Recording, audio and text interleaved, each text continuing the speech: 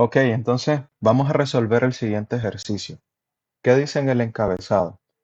Cada uno de los cuatro eslabones verticales que conectan las dos barras horizontales que se muestran en la figura están hechos de aluminio y bueno, tienen un módulo de elasticidad de 70 gigapascales y tiene una sección transversal uniforme de 10 por 40 milímetros. Para la carga mostrada, determine la deflexión en el punto E, en el punto F y en el punto G. Entonces vamos a ver cómo es la geometría del problema. Entonces, lo que tenemos es bueno, es prácticamente esta estructura, que es tipo cercha también, y tal como vemos en la parte superior hay una barra que tiene tres tramos, AB, BC y CD, y nos brindan las cotas, y además de eso tenemos unas barras verticales cuya sección transversal no está proporcionando el problema. Miden prácticamente 40 por 10. Y obviamente que como aquí hay dos barras, significa que el área total de los tramos BE y CF respectivamente, el área total de la sección transversal, pues tendríamos que multiplicar por 2 las dimensiones que me está brindando el problema. Y además de eso tenemos una barra en el fondo que, bueno, prácticamente soporta una carga de 24 kilonewton o lo que es lo mismo, 24.000 newton. Entonces, ¿qué es lo que nos piden calcular? Nos piden determinar cuánto se va a deformar el nodo en E, en F y en G respectivamente. Entonces, para eso vamos a hacer uso, obviamente, de las ecuaciones que hemos venido trabajando en el curso respecto a esta unidad, a esta segunda unidad. Entonces, aquí cabe aclarar un par de cosas que obviamente están asociadas a tener simplemente una intuición sana. Por ejemplo, ok, nosotros notamos que en G hay una carga que está actuando, una carga puntual. Entonces, por lógica, o sea, cuando esta carga jale la barra en el nodo G, lo que va a tender a ocurrir es que las barras verticales van a desarrollar una fuerza axial. Ambas barras van a desarrollar una fuerza axial. Pueda que alguna de ellas esté en compresión o pueda que alguna de ellas esté en tensión y nosotros tenemos que averiguarlo. ¿Por qué? Porque la deflexión en el punto E y F van a depender obviamente de cuál es la fuerza que se va a desarrollar en estas barras, porque producto de esta fuerza más el área, más el módulo de elasticidad, entonces, y la longitud también, entonces nosotros podemos conocer perfectamente cuánto es esa deformación, porque es simplemente una deformación axial. Entonces, la primera tarea que nosotros tendríamos sería encontrar las fuerzas axiales que se van a desarrollar en los tramos BE y CF respectivamente. Y es lo que vamos a pasar a hacer a continuación. Ok, primeramente podemos mirar cuáles son los datos que me está brindando el problema. Tenemos primero que la barra BE tiene esta área. O sea, era lo que les decía. Tenemos la sección transversal de una de las barras que es de 10 por 4. Pero además de eso tendría que multiplicarlo por 2 porque tal como visualizamos en el gráfico, son dos barras que están concatenadas a través de unos pernos, tanto en la barra superior horizontal como en la barra inferior horizontal, respectivamente. Y además de eso, ese tramo, ese segmento tiene una longitud de 300 milímetros. Entonces, de igual manera, ocurre algo análogo con el segundo tramo, que es el tramo CF. Entonces, en CF, ¿qué área de sección transversal tenemos? 2 por 10 por 40. Entonces, ¿qué longitud? También tengo 300 milímetros. ¿Cuál es el módulo de elasticidad? Son 70 gigapascales. Los convierto a megapascales y eso es como que tengamos 7 por 10 a la 4 megapascales.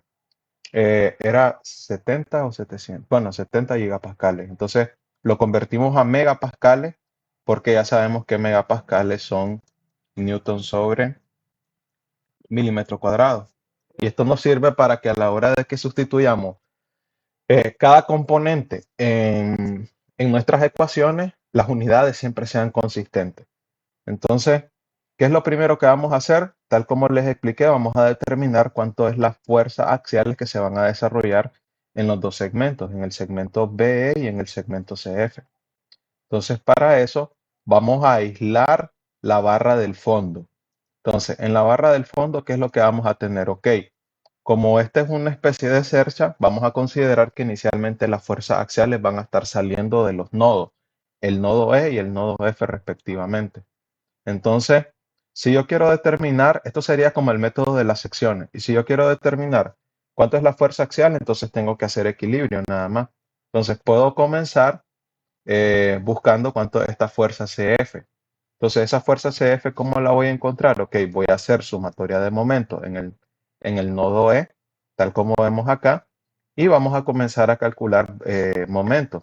Entonces, el primer momento lo estaría generando la fuerza CF. Entonces, esta rotación obviamente va a ser en el sentido contrario a las manecillas de reloj y por lo tanto el momento es positivo. Entonces, ¿cuánto sería este momento? La fuerza CF multiplicado por esta distancia, que es el brazo de palanca. Entonces, esa distancia es 400 milímetros, tal como tenemos acá. Luego, ¿qué es lo que vamos a tener? Vamos a hacer momento respecto a E para la otra fuerza, que sería la fuerza que está actuando en el nodo G. Entonces, acá, ¿qué es lo que vamos a tener? Una rotación en el sentido de las manecillas de reloj y por lo tanto el momento va a ser negativo. Entonces, ¿qué es lo que voy a tener? Voy a tener 25.000 kilonewton multiplicado por toda esta distancia. Entonces, esa distancia, ¿cuánto es? Es 650 milímetros, tal como podemos ver en las cotas del gráfico. Entonces, y el momento es negativo. Entonces, en esta ecuación, ¿cuál es la única incógnita que tengo? La única incógnita que tengo es la fuerza CF. Entonces, solo queda por despejar. Lo que está negativo pasa al otro lado a ser positivo, lo que multiplica pasa a dividir.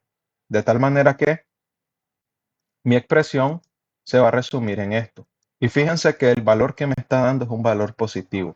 Como es positivo, significa que esa barra está en tensión.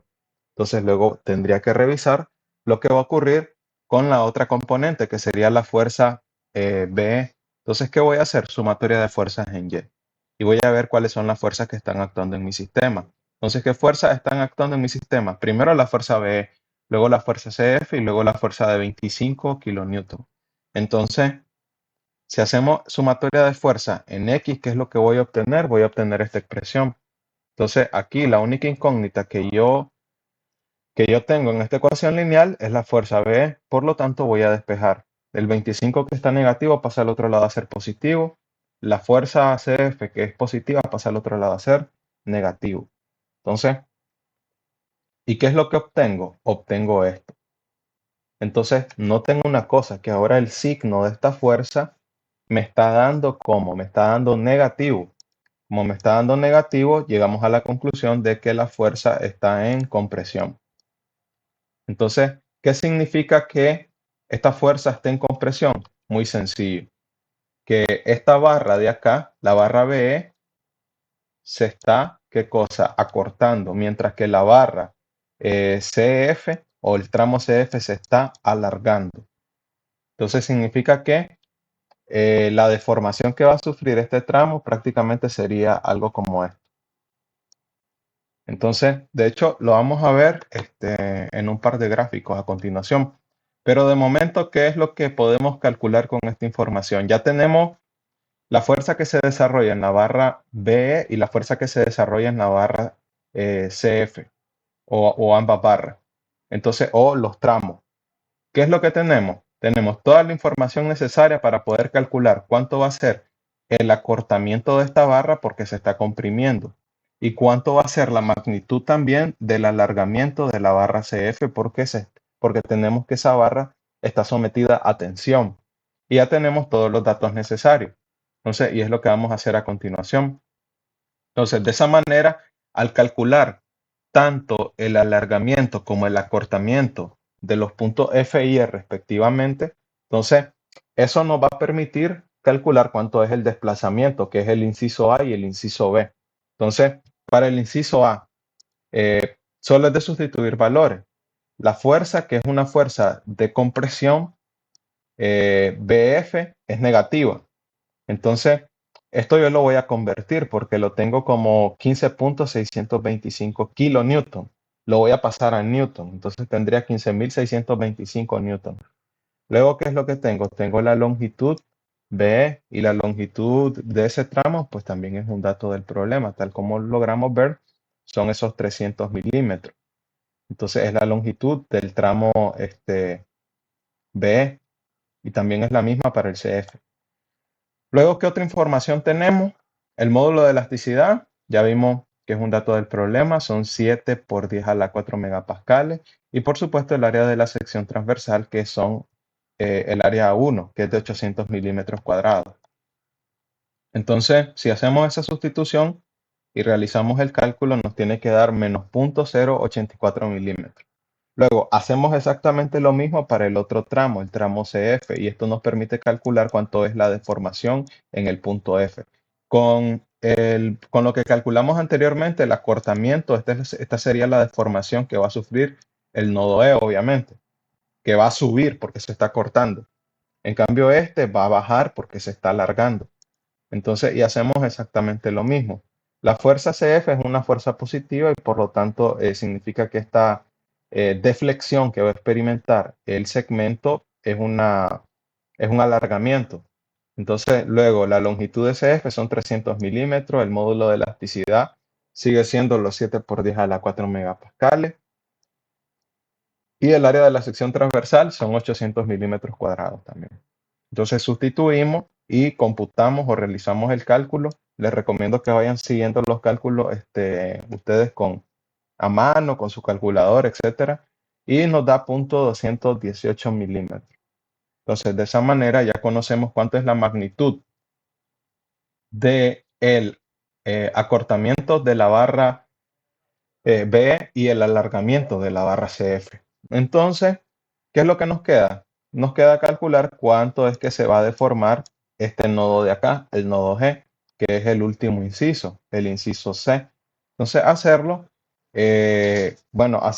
con la información que ya tenemos es relativamente fácil porque es solo aplicar geometría básica. Entonces, ¿con qué nos vamos a casar? Ok, fíjense en este gráfico de acá.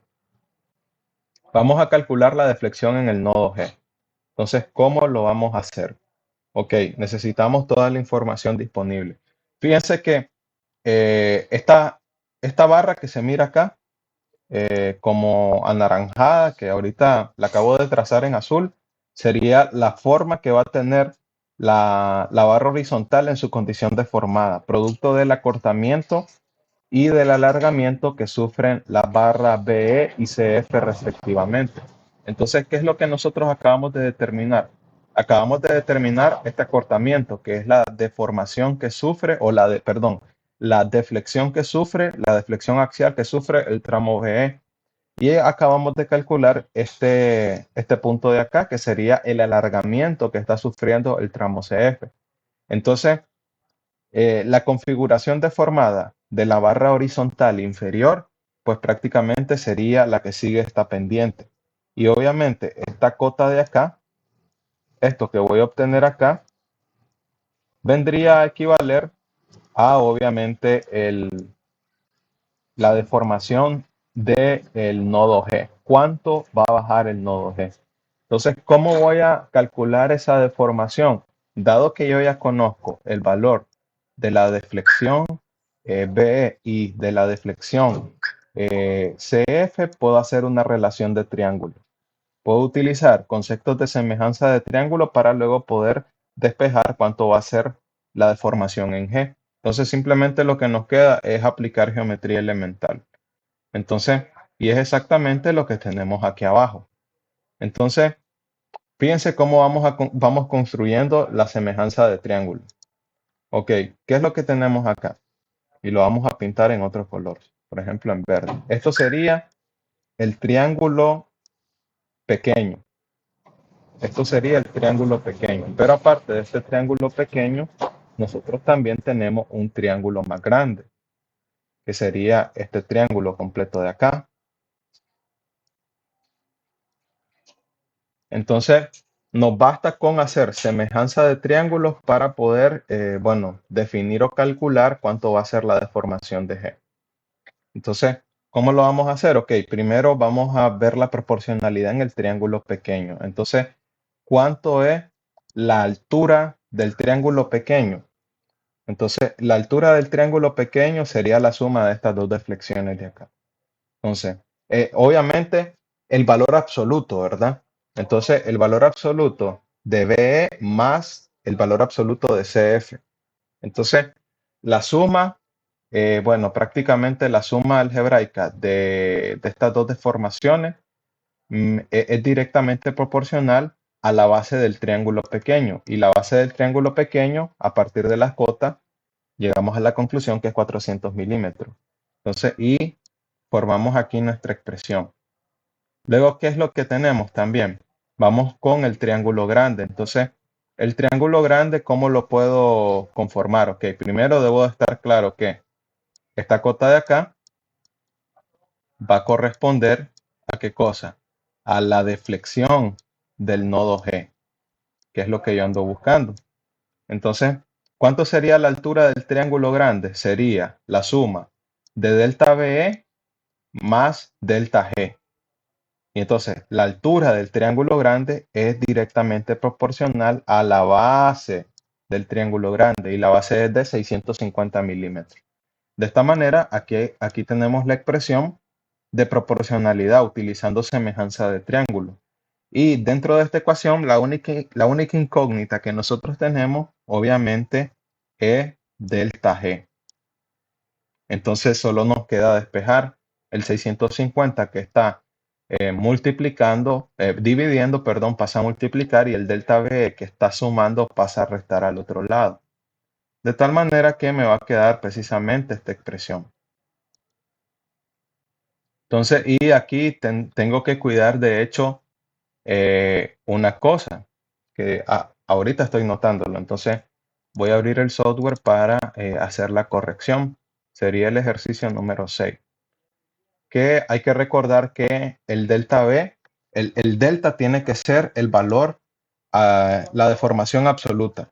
Entonces, les recomiendo de que ustedes hagan la verificación de que si realmente delta G está dando 0.301 milímetros.